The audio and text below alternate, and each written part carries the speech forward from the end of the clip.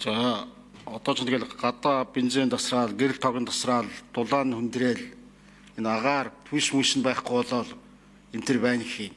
Энэ асуудал одоо та нарт хамаатай юм уу хамаагүй юм уу? Тэгээд энэ хууль шийдвэрийн хэрэгжилтийг та нар өөрсдөө хангалтгүй гэдэг үгэнсэн байна л да. Ер нь ч хангалтгүй байна л да. Тэгээ энийг яаж хангалттай болгох юм бэ? Энэ улсын хурлаас гаргаад байгаа шийдвэр хууль нь болохгүй байна уу? Эсвэл өөр юунд байна? Эсвэл та нарын тэр бүтц юм юмд байна уу?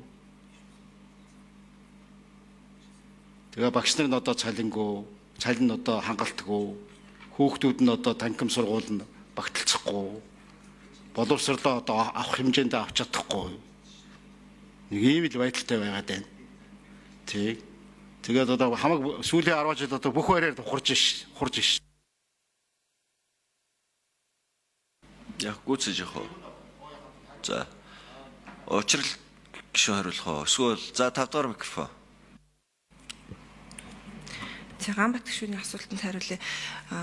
Хяналт шинжилгээ үнэлгээ хийгээд явж байхад бол хэд хэдэн бас бид нар хэрэгжилтийг илүү бодиттой олгох талаар саналуудаас засгийн газрын хуралдаан дээр танилцуулагдсан.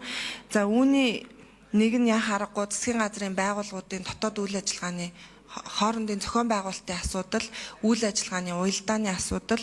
За 43 дугаар тогтоолын хүрээнд бид нар нөгөө яагаад хэрэгжээгүй их гараад байна вэ гэхээр процессыг бид нар хэрэгжүүлээд явж байгаа процессыг хэрэгжилт гэж үзэхгүйгээр шууд нойлж байгаа дээр бас хэрэгжилтийн үнэлгээ баг гараад байгаа. Түрүүн сайдын танилцуулга дурдсан. Нөгөөдөөгөр бас бид нар харах юм байна. Тэр маань юу гэхээр альва тогтоол шийдвэр гарахдаа хугацаа бас тавихгүй. Өөрөөр хэлбэл нөгөө үнэлэхэд бодиттой биш одоо агуулгаар бас гараад байгаа нь үнэлгээн дээр хүндрэл. За тодруулах. За 5 дугаар микрофон. Тэгэхээр нөгөө үр дүнг нь харах хугацаа тодорхой биш байдгаас зарим тохиолдолд хугацаа тавих шаардлагатай зохицуултуудаар хугацаа байхгүй байдгаас бас үнэлгээн дээр асуудал гарч байгаа юм байна.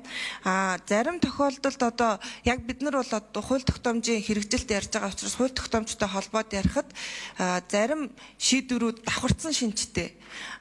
Хуулийн дээр бас тийм асуудлууд байна. Бидний нөгөө дэлгэрэнгүй тайлан дээр бас энэ явсан байгаа. Айлал хуулийн дээр давхцал үүсээд байгаа юм бэ.